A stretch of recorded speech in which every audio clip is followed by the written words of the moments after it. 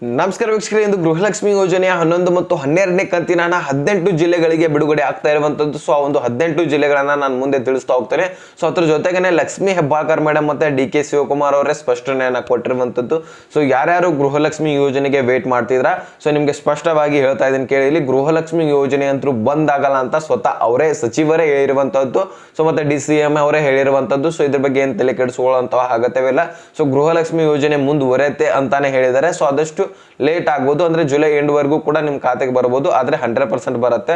So ಮತ್ತೆ ತಮಿಳಿನಲ್ಲಿ ನಾನು 6,000 ಅಂತ ಕೊಟ್ಟಿದ್ದೀನಿ. ಸೊ 6,000 ಯಾಕೆ, ನಮ್ಗೆ 4,000 ಅಷ್ಟೇ ಬರ್ಬೇಕಲ್ವಾ. ಸೊ ಅದಷ್ಟೇ ಬರಲಿ ಅಂತಾನು ಕೂಡ ಕಾಯ್ತಾ ಇರ್ತೀರಾ. ಸೊ ಉಳುಕಿರುವಂತಹ 2,000 ರೂಪಾಯಿ ಯಾವ್ದು ಅಮೌಂಟ್ ಅನ್ನೋದನ್ನು ಕೂಡ ತಿಳಿಸ್ಕೊಡ್ತೀನಿ. ಜೊತೆಗೆ ನಿಮಗೆ 3 ಇಂಪಾರ್ಟೆಂಟ್ ಮಾಹಿತಿ ಸರ್ಕಾರದಿಂದ ಬಂದಿರುವಂತದ್ದು. ಸೊ ಅದು ಏನಂದ್ರೆ, ನೀವು ಹಿಂದಿನ ಕಂತುಗಳು ಬಂದಿಲ್ಲ ಅಂದ್ರೆ ಸೊ ಅವು ಕೂಡ ಪಡಿಬಹುದಾಗಿರುತ್ತೆ, ಮತ್ತೆ ಮುಂಬರುವಂತಹ ಕಂತುಗಳನ್ನು ಕೂಡ ಪಡಿಬಹುದಾಗಿರುತ್ತೆ. ಸೊ ಒಂದು 3 ಆಪ್ಷನ್ ಗಳನ್ನ ನೀವು ಯೂಸ್ ಮಾಡ್ಕೋಬಹುದಾಗಿರುತ್ತೆ. ಅಂದ್ರೆ ನಿಮ್ಗೆ ಗೃಹಲಕ್ಷ್ಮಿ ಯೋಜನೆಯ ಕಂತುಗಳು ಬರ್ತಾ ಇಲ್ಲ ಅಂತ ಅಂದ್ರೆ ಸೊ ಒಂದು 3 ಕಂತುಗಳನ್ನ ನೀವು ಯೂಸ್ ಮಾಡ್ಕೊಂಡು, ಅಂದ್ರೆ ಆ ಒಂದು ಸ್ಟೆಪ್ ಗಳನ್ನ ಫಾಲೋ ಮಾಡಿದ್ರೆ ನಿಮ್ಗೆ ಗೃಹಲಕ್ಷ್ಮಿ ಯೋಜನೆ ಬರುತ್ತೆ. ಸೊ ಕಂಪ್ಲೀಟ್ ಆಗಿ ಈ ವಿಡಿಯೋನ ವಾಚ್ ಮಾಡಿದ್ರೆ ಮಾತ್ರ ಅರ್ಥ ಆಗುತ್ತೆ. ಚಾನಲ್ಗೆ ಸಬ್ಸ್ಕ್ರೈಬ್ ಮಾಡಲಿಲ್ಲ ಅಂದ್ರೆ ದಯವಿಟ್ಟು ಸೊ ನಮ್ಮ ಶ್ರಮಕ್ಕೆ ಒಂದು ಬಟನ್ ಒತ್ತಿದ್ರೆ ಸಬ್ಸ್ಕ್ರೈಬ್ ಆಗತ್ತೆ ಕಣ್ರಿ. ಸೊ ಬೇಗನೆ ಸಬ್ಸ್ಕ್ರೈಬ್ ಮಾಡ್ಕೊಳ್ಳಿ. ವಿಡಿಯೋಕ್ಕೆ ಒಂದು ಲೈಕ್ ಕೊಟ್ಬಿಟ್ಟು ವಿಡಿಯೋನ ನೋಡ್ಲಿಕ್ಕೆ ಸ್ಟಾರ್ಟ್ ಮಾಡಿ. ಈಗ ನಾನು ಡೈರೆಕ್ಟ್ ಆಗಿನೇ ಟಾಪಿಕ್ಗೆ ಬಂದ್ಬಿಡ್ತೀನಿ. ಈಗ ಲಕ್ಷ್ಮಿ ಹೆಬ್ಬಾಳ್ಕರ್ ಮತ್ತೆ ಡಿ.ಕೆ. ಶಿವಕುಮಾರ್ ಅವರೇ ಸ್ಪಷ್ಟನೆಯನ್ನ ಕೊಟ್ಟಿರಬಹುದು. ಸೊ ಹಿಂದಿನ ವಿಡಿಯೋಗಳನ್ನ ನೋಡ್ಕೊಂಡ್ರೆ ನಿಮ್ಗೆ ಗೊತ್ತಾಗುತ್ತೆ. ಅಲ್ಲಿ ಕ್ಲಿಪ್ಗಳನ್ನು ಕೂಡ ನಾನು ತೋರಿಸಿದ್ದೀನಿ. ಸೊ ಈಗ ಮುಂದೆನೂ ಕೂಡ ಒಂದು ಸ್ವಲ್ಪ ಕ್ಲಿಪ್ಗಳನ್ನ ನಾನು ಇಲ್ಲೇನು ತೋರಿಸೋದಿಲ್ಲ ಈಗ ವಿಡಿಯೋದಲ್ಲಿ, ಯಾಕಂದ್ರೆ ತುಂಬಾ ಲಾಂಗ್ ಆಗುತ್ತೆ. ಸೊ ಹಿಂದಿನ ವಿಡಿಯೋಗಳನ್ನ ನೋಡ್ಕೊಂಡ್ರೆ ನಿಮ್ಗೆ ಆ ಕ್ಲಿಪ್ಗಳನ್ನ ಲೈವ್ ಪ್ರೂಫ್ ಆಗಿ ಅವ್ರು ಏನು ಹೇಳಿದ್ದಾರೆ ಸೊ ಅದನ್ನೇ ನಾನು ನಿಮಗೆ ತಿಳಿಸ್ಕೊಟ್ಟಿದ್ದೀನಿ. ಸೊ ಅದನ್ನ ನೋಡಿದ್ರೆ ನಿಮ್ಗೆ ಡೆಫಿನೆಟ್ ಆಗಿ 100% ಅರ್ಥ ಆಗುತ್ತೆ. ಸೊ ನಿನ್ನೆ ಅವರೊಂದು ಸಭೆಯಲ್ಲಿ ಮಾತನಾಡಿರುವಂಥದ್ದು, ಏನು ಬಜೆಟ್ ಮಂಡನೆ ಏನು ಮುಗಿಸ್ಕೊಂಡು ಬಂದ್ರಲ್ಲ, ಸೊ ಅದ ತಕ್ಷಣ ಮಾತನಾಡಿರುವಂತದ್ದು. ಸೊ ಬೇಕಾದ್ರೆ ಹೋಗಿ ನೋಡ್ಕೋಬಹುದಾಗಿರುತ್ತೆ. ಸೊ ಈಗ ಮೊದಲು ಈ ಒಂದು ಟಾಪಿಕ್ ಅನ್ನ ಅರ್ಥ ಮಾಡ್ಕೊಳ್ಳಿ. ಸೊ ನಂತರ ಹೋಗಿ ಆ ಒಂದು ವಿಡಿಯೋನ ನೋಡ್ಕೊಳ್ಳಿ, ಅಥವಾ ನಾನು ಡಿಸ್ಕ್ರಿಪ್ಷನ್ ಅಲ್ಲಿ ಲಿಂಕ್ ಕೊಟ್ಟಿರ್ತೀನಿ. ಸೊ ಅಲ್ಲಿಂದ ಡೈರೆಕ್ಟ್ ಆಗಿ ಒಂದು ವಿಡಿಯೋನ ನೋಡ್ಕೋಬಹುದಾಗಿರುತ್ತೆ. ಈಗ ಈ ಒಂದು 6,000 ಯಾವ್ದಪ್ಪ ಅಂತ ಅಂದ್ರೆ, ಈಗ ಜೂನ್ದು ಜುಲೈದು ಆಯ್ತು 4,000 ರೂಪಾಯಿ.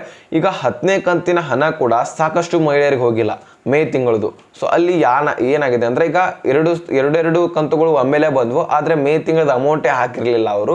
ಸೊ ಅಲ್ಲಿ 80% ಅಥವಾ 70% ಮಹಿಳೆಯರಿಗೆ ಮಾತ್ರ ಹೋಗಿರುವಂತದ್ದು. ಇನ್ನು 30% ಅಥವಾ 20% ಮಹಿಳೆಯರು ಬಾಕಿ ಇದ್ದಾರೆ. ಸೊ ಅವ್ರಿಗೂ ಕೂಡ 2,000 ರೂಪಾಯಿ ಹೋಗ್ಬೇಕಲ್ಲ. ಸೊ ಒಂದು ಉಳಿದಿರುವಂತಹ ಹಿಂದಿನ ಕಂತುಗಳನ್ನ ಪಡಿಬೇಕಂದ್ರೆ ಏನ್ ಮಾಡ್ಬೇಕು ಅನ್ನೋದನ್ನ 3 ಸ್ಟೆಪ್ಗಳನ್ನ ನಾನು ತಿಳಿಸ್ಕೊಡ್ತೀನಿ. ಸೊ ಕಂಪ್ಲೀಟ್ ಆಗಿ ನೋಡ್ತಾ ಹೋಗಿ. ಈಗ ಮೊದಲನೇದೇನಾಗಿರುತ್ತೆ, ಇಲ್ಲಿ ಯಾರಿಗೆ ಗೃಹಲಕ್ಷ್ಮಿ ಯೋಜನೆಗೆ ಸ್ಟೇಟಸ್ ಚೆಕ್ ಮಾಡಿದಾಗ ಇಲ್ಲಿ ಆದಾಯ ತೆರಿಗೆ ಕಟ್ಟುವವರು, ಆದಾಯ ತೆರಿಗೆ ಪೇ ಮಾಡುವವರು ಅಂತ ತೋರಿಸ್ತಾ ಇದ್ರೆ, ಸೊ ಅಂಥವರು ದೃಢೀಕರಣ ಪತ್ರವನ್ನ ನೀವೇ ಖುದ್ದಾಗಿ ರೆಡಿ ಮಾಡಿಕೊಂಡು ಮಹಿಳಾ ಮತ್ತು ಮಕ್ಕಳ ಕಲ್ಯಾಣ ಇಲಾಖೆಗೆ ಕೊಡಬೇಕಾಗತ್ತೆ. ನಿಮ್ಮ ತಾಲೂಕಿನಲ್ಲಿರುವಂತಹ ಮಹಿಳಾ ಮತ್ತು ಮಕ್ಕಳ ಕಲ್ಯಾಣ ಇಲಾಖೆಗೆ ಕೊಡಬೇಕಾಗತ್ತೆ. ಸೊ ದೃಢೀಕರಣ ಪತ್ರ ಎಲ್ಲರೂ ಕೂಡ ರೆಡಿ ಮಾಡ್ಬೇಕಂತೇನಿಲ್ಲ. ಸೊ ಹಿಂದಿನ ಕಂತುಗಳು ಬಂದಿದ್ರೆ ಅವರು ಕೂಡ ರೆಡಿ ಮಾಡ್ಬೇಕಂತೇನಿಲ್ಲ. ಓಂ ಶ್ರೀ ಹೊರನಾಡು ಅನ್ನಪೂರ್ಣೇಶ್ವರಿ ಜ್ಯೋತಿಷಾಲಯ.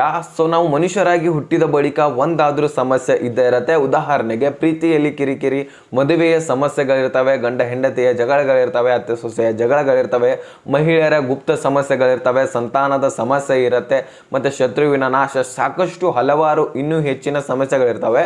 ಸೊ ಆ ಒಂದು ಎಲ್ಲ ಸಮಸ್ಯೆಗಳಿಗೆ ಪರಿಹಾರ ಇಲ್ಲಿ ಸಿಗತ್ತೆ. ಇಲ್ಲಿ ಸ್ಕ್ರೀನ್ ಅಲ್ಲಿ ಕಾಣ್ತಾ ಇರುವಂತಹ ಜ್ಯೋತಿಷ್ಯರು ಇರ್ತಾರೆ. ಸೊ ಈ ಒಂದು ನಂಬರ್ಗೆ ಕರೆ ಮಾಡಿದ್ರೆ ನಿಮ್ಗೆಲ್ಲನೂ ಕೂಡ ಪರಿಹಾರ ಮಾಡಿಕೊಡ್ತಾರೆ. ಸೊ ಬೇಗನೆ ಆದಷ್ಟು ಈ ಒಂದು ನಂಬರ್ಗೆ ಕರೆ ಮಾಡಿ ಒಂದು ವಿಶೇಷವಾದಂತಹ ಪರಿಹಾರವನ್ನ ಕಂಡುಕೊಳ್ಳಿ. ಬಹಳ ದಿನದಿಂದ ಪೆಂಡಿಂಗ್ ಉಳಿದಿರ್ತವೆ, ಅಮೌಂಟ್ ಅವ್ರಿಗೆ ಬಂದಿರನೇ ಇಲ್ಲ. ಸೊ ಅಂಥವರಿಗೆ ಏನಾದರೂ ಪ್ರಾಬ್ಲಮ್ 100% ಆಗಿರುತ್ತೆ, ಅಥವಾ ಆದಾಯ ತೆರಿಗೆ ನಿಮ್ಮದು ನೀವು ಕಟ್ತಾ ಇರಲಿಲ್ಲ ಆದರೂ ಸಹಿತ ನಿಮ್ಗೆ ತೋರಿಸ್ತಾ ಇದೆ ಸ್ಟೇಟಸ್ ಚೆಕ್ ಮಾಡಿದಾಗ.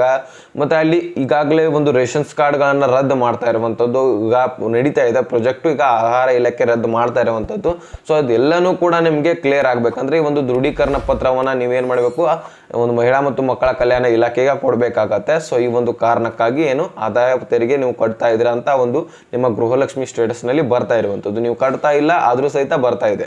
ಸೊ ಈ ರೀತಿ ಪ್ರಾಬ್ಲಮ್ ಉಂಟಾಗ್ತಾ ಇರುವಂಥ ಕಾರಣಕ್ಕಾಗಿ ಒಂದು ಕೆಲಸವನ್ನ ಮಾಡಿ. ಈಗ 2ನೇ ಆಪ್ಷನ್, ರೇಷನ್ಸ್ ಕಾರ್ಡ್ಗಳನ್ನ ಸಾಕಷ್ಟು 40 ಲಕ್ಷ ರೇಷನ್ಸ್ ಕಾರ್ಡ್ಗಳನ್ನ ರದ್ದು ಮಾಡೋರಿದ್ದಾರೆ.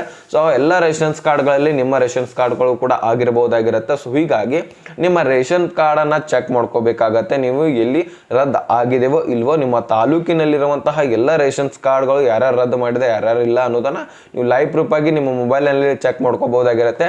ಆ ಒಂದು ವಿಡಿಯೋ ಲಿಂಕ್ ಅನ್ನ ಡಿಸ್ಕ್ರಿಪ್ಷನ್ ಅಲ್ಲಿ ಕೊಟ್ಟಿರ್ತೀನಿ. ಆ ಒಂದು ವಿಡಿಯೋ ನೋಡುವ ಮುಖಾಂತರ ನೀವು ರೇಷನ್ಸ್ ಕಾರ್ಡ್ ರದ್ದಾಗಿದೆಯೋ ಇಲ್ಲೋ ಅನ್ನೋದನ್ನ ಲೈವ್ ಪ್ರೂಫ್ ಆಗಿ ಚೆಕ್ ಮಾಡ್ಕೊಳ್ಳಿ. ಸೊ ಏನೂ ಇಲ್ಲ, ಈಸಿ ಮೆಥಡ್ ಇದೆ. ಆಹಾರ ಅಂತ ಸರ್ಚ್ ಮಾಡಿದ್ರೆ ಸಾಕು ಗೂಗಲ್ ಅಲ್ಲಿ. ಸೊ ಅಲ್ಲಿಂದ ಎಲ್ಲಾನು ಈಸಿ ಆಗಿ ಸ್ಟೆಪ್ಗಳಿದಾವೆ.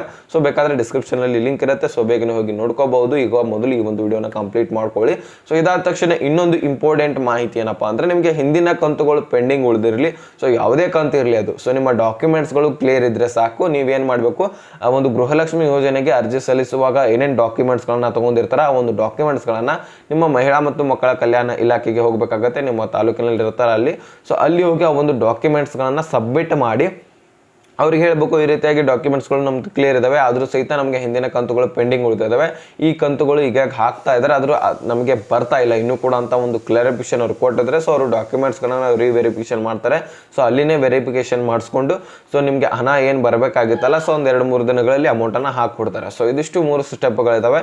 ಸೊ ಇದಿಷ್ಟು ಫಾಲೋ ಮಾಡಿಕೊಂಡ್ರೆ ನಿಮಗೆ ಅಮೌಂಟ್ ಏನು ಬರೋದಿದೆಯಲ್ಲ ಅದು ನಿಮ್ಮ ಖಾತೆಗೆ ಬಂದು ತಲುಪುತ್ತೆ. ಸೊ ಇದಿಷ್ಟು ಆದಮೇಲೆ ಈಗ ಒಂದು 18 ಜಿಲ್ಲೆಗಳನ್ನ ನಾನು ತಿಳಿಸ್ಕೊಡ್ತೀನಿ.